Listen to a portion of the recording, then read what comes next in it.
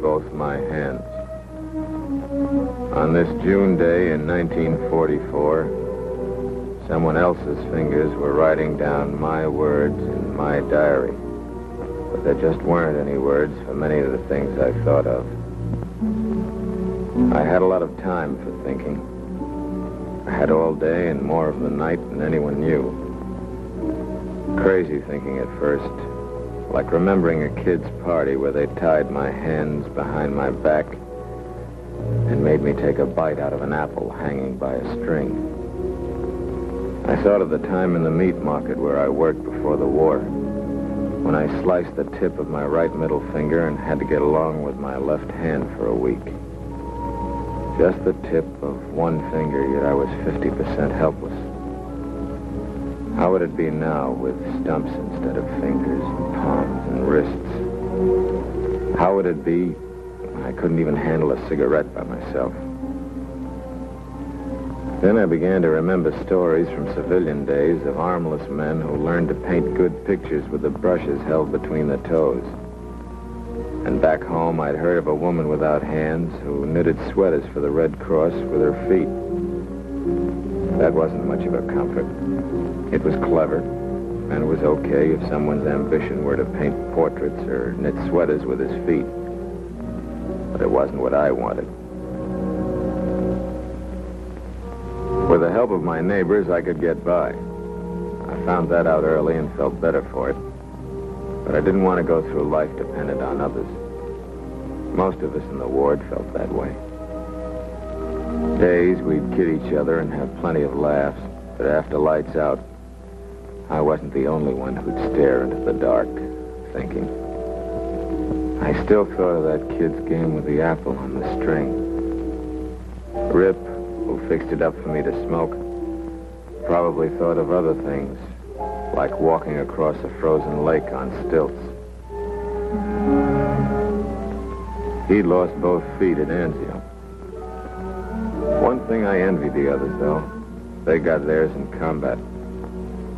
I got mine on D-Day, all right, but it was in North Carolina when half a pound of TNT exploded ahead of schedule. I didn't have a German scalp hanging from my belt. I didn't have a Purple Heart. I didn't even have an overseas ribbon. All I had was no hands. Then, 3 weeks after I went into the ward, something came along that made a big difference to all of us lying there day after day, worrying and wondering. They'd shown us movies before, but they said this one was special. This one was made by the Army just for us. There wasn't a single blonde in it, but they said we'd all feel better if we'd take time out to meet McGonagall. This is my neighbor, Charles McGonagall. I'd like you to meet him. I think he's an interesting fellow. Watch him shaving, for instance. What's unusual about that? Well, Charlie has no hands. No hands other than these ingenious substitutes. But he does things as easily and... We were a tough audience for movies. The day before, one of our guys who left a foot at Kwajalein had thrown his crutch at the screen when the hero recited poetry to some pin-up girl. But we listened hard this day, all of us. Johnny with one leg. Buck, one leg. Frenchie, one arm. Bailey, one leg. Red, one arm. Cradella, no legs. Papa Frank, one leg. And me. I listened because here was a man named Charlie McGonagall, a man without hands since the last war, doing all the everyday things I thought I'd never do again. Doing them with hooks. Nothing fancy like pole vaulting or repairing watches or even knitting with his feet. Just the acts of normal living like shaving and eating and dressing himself. He does it alone from the first sock to the final tilt of his hat. This vest, instead of buttoning up in the regular way, hooks together for convenience sake. Charlie can handle buttons, but the hooks are time savers. In a world where the tendency has always been to streamline time, there are forecasts, the zipper vest that you and I will be wearing when Hitler and Hirohito are things you talk about only in the past tense, like Dillinger and Model T. Even the leg boys seemed encouraged by what they saw on the screen. It showed them what a man could do if he tried. Charlie has none of the characteristics of a Superman. He's a man who lived normally before the war, and he set himself no goal but to live normally after it. He succeeded because he had patience. He had faith in himself. And he knew it could be done. It took a little while, but he got there.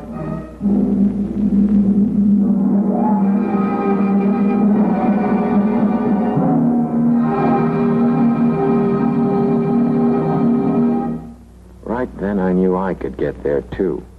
Perhaps even a little faster than McGonagall. After seeing the picture, for the first time, I really put something into the daily calisthenics. I didn't just fan the air with my arms anymore. I worked out as though I had a date to play in the Rose Bowl on New Year's Day. Actually, it was going to be a bigger show than the Rose Bowl. The date I had was with McGonagall's way of living. Place, the normal world. Time, that was a big question mark. I spoke to the doc about it and said I was figuring on about 3 months, like McGonagall. Well, he said, maybe 6. If I'd said 6 months, he'd probably have said maybe 9. That's the way they were in the hospital, cautious. They didn't want to build us up to a letdown. The doc told me to begin toning up in what we called the workshop, which was less of a mouthful than the orthopedic occupational therapy shop. With a cuff attachment, things became easier right away. I wrote the words, "Dear Mother," again. I hadn't done that since June the 5th, 5 weeks before. The writing wasn't as pretty as it used to be, but it could be read, and it was my own. I discovered that I owed a great debt to the man who invented the typewriter, and to the nurses who were patient when I got the keys into a traffic jam. Ping pong helped limber up my arms and shoulders. I couldn't reach the ones on the far outside, but my control was good, and I won more games than I lost.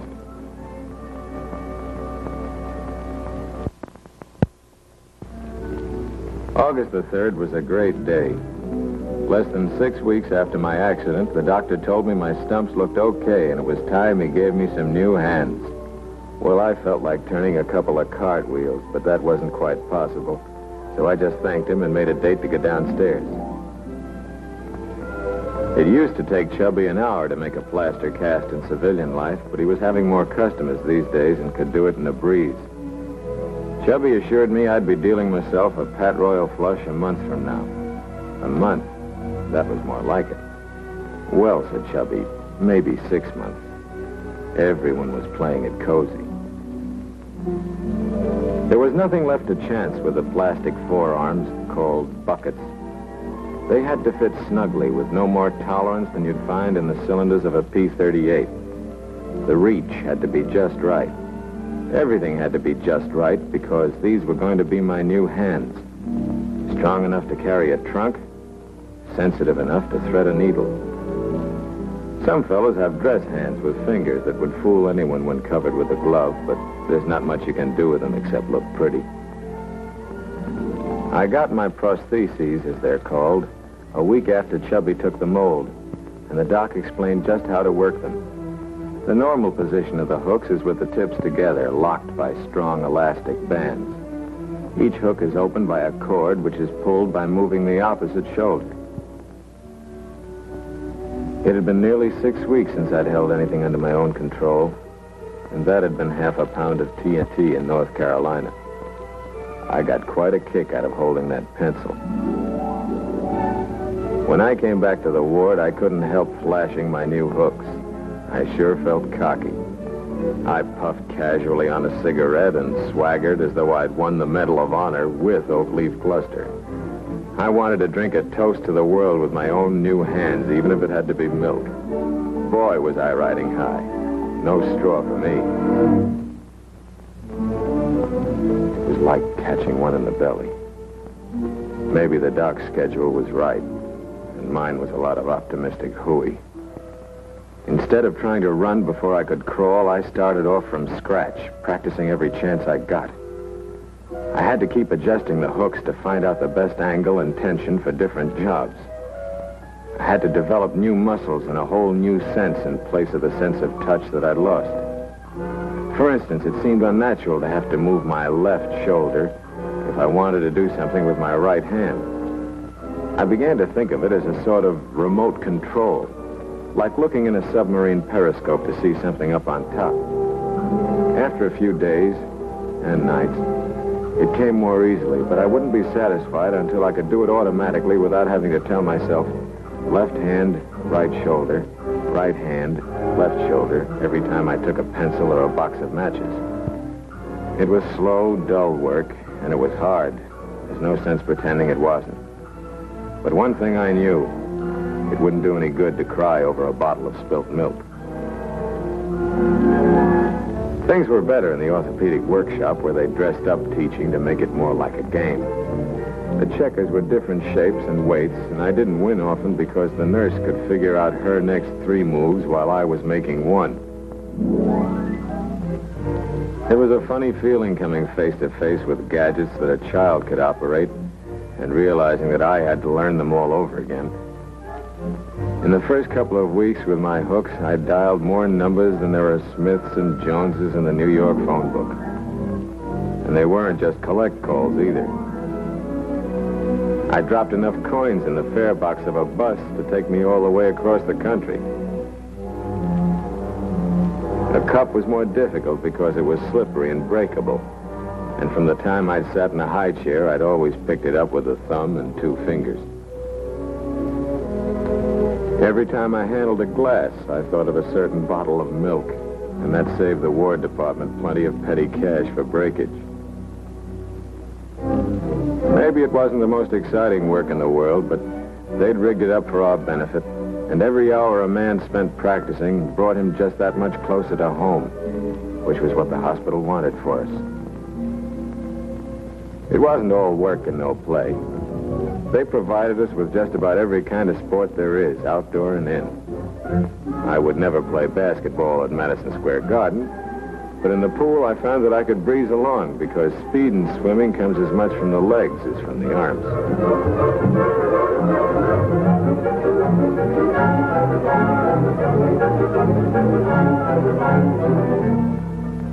Most of us had jalopies in the garage back home. And we used to wonder sometimes how it would be to sit behind the wheel again. They had a practice car for us, and I soon found out I wasn't going to have to be a backseat driver all my life. Though there was one time I wished I had a chauffeur.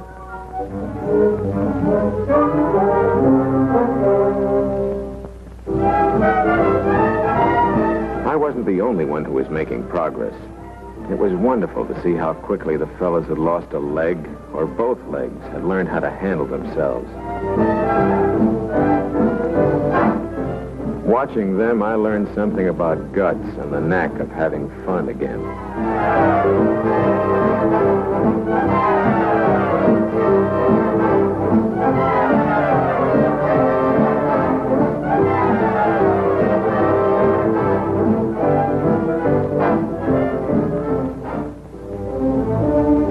September the 6th, exactly 3 months after I lost my hands, I got a furlough. I was going home for the first time in a long while. I was way ahead of the doc's schedule, and it felt great.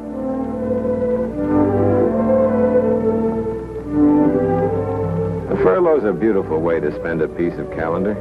I was hopped up about it. But something happened on the train that got me unhopped. I spotted a seat. Then I saw who was on the other half of it. Well, I didn't want to scare her away like little Miss Muffet.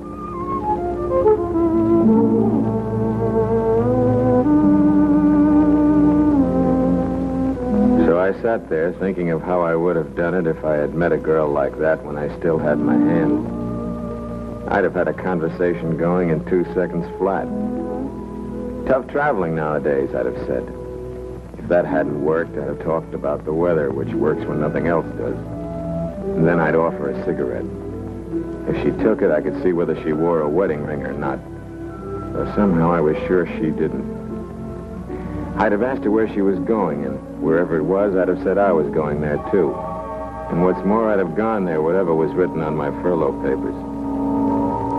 But there I was, sitting across the way, scared that it would scare her to see my hooks. I thought about the dress hands that looked natural, covered with gloves. I thought, is this the way it's going to be with me from now on? And I thought about the weather. That's what I thought for 20 miles of track, or maybe 30.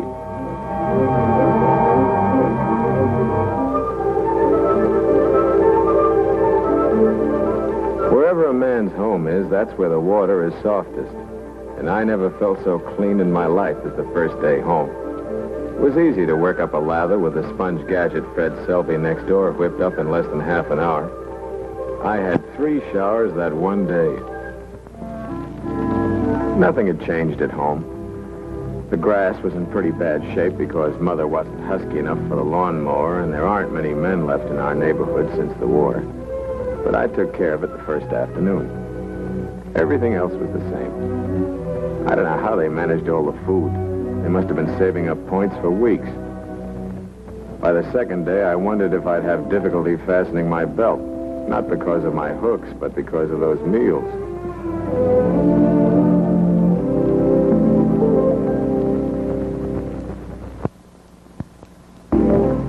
One of the important items on my furlough schedule was to make arrangements to go to college.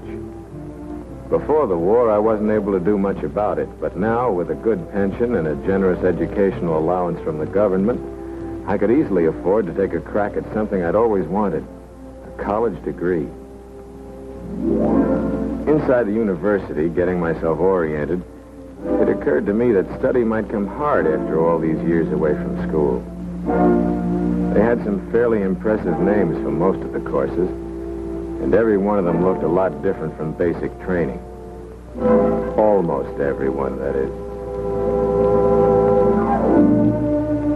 But I was soon convinced that going back to school wouldn't be as tough as I thought. When I was a kid, I was somehow always in Dutch with my teachers. But here was the president of Boston University asking me to sit down with him instead of making me stand in the corner.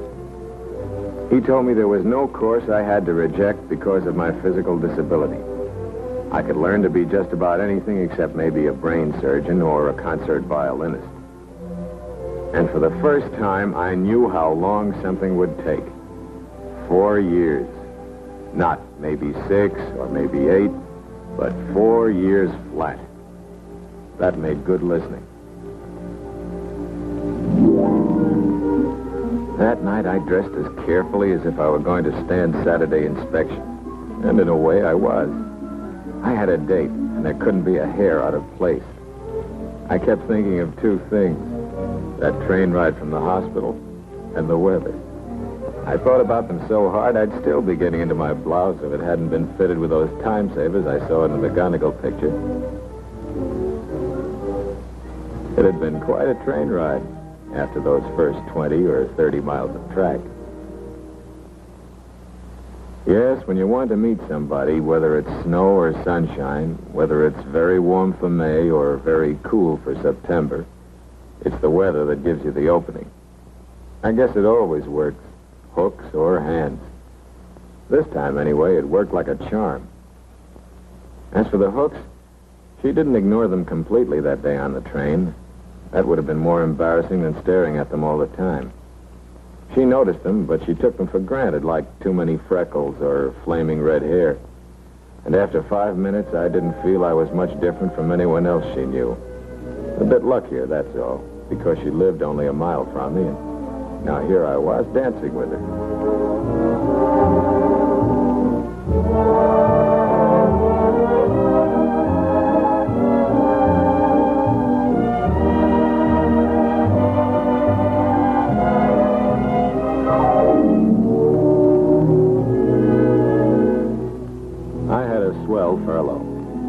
saw all my old friends and made lots of new ones. The only girl who turned away when she saw me was Peggy someone, I forget her name.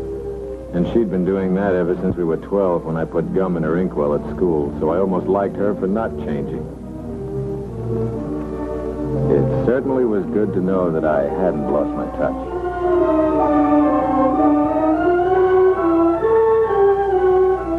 And so that night, just a little more than 3 months after I was hurt, I found myself writing, "This is the last entry in my diary because I think a diary is mostly to help remember things in the past. Right now, I'm more interested in the future. And I'm really looking forward to the next 45 years of my life. Or, as the doc would probably say, maybe 80.